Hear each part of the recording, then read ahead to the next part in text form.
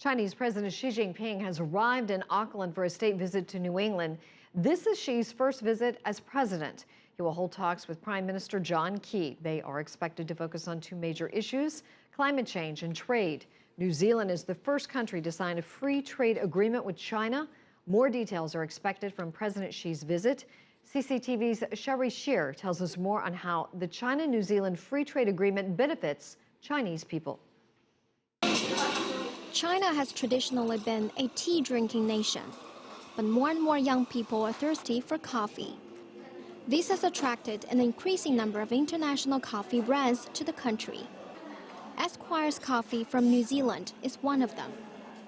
Its first store opened in Beijing in August 2009, and now it has 24 coffee houses throughout the country. A big selling point for Esquire's is that its products are all sourced from New Zealand, where its own blend of organic coffee is roasted. In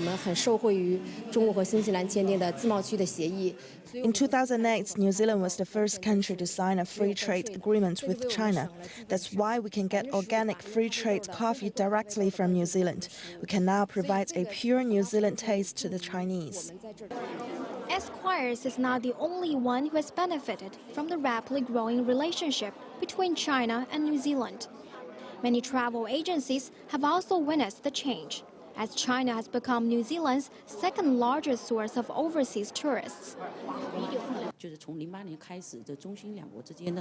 When we started our business in New Zealand in 2000, very few Chinese people traveled there. Most of them went for business, but tourism started to boom in 2008.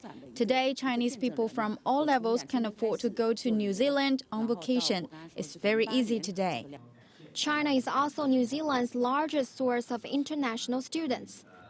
Renowned for its beautiful scenic views, the country's tertiary education is also famous. It has become one of the top 4 destinations for Chinese students to study.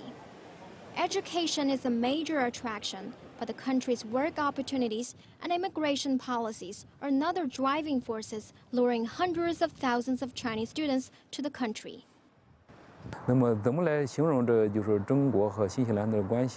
The two countries have set several precedents for cooperation, including the signing of the first free trade agreement in 2008. In recent years, a rapidly growing relationship in bilateral trade, education, scientific research, agrotechnology, and tourism has already exceeded preset goals. High-level bilateral visits are becoming frequent. This September, Chinese Foreign Minister Wang Yi visited New Zealand and met with his counterpart, Murray McCully.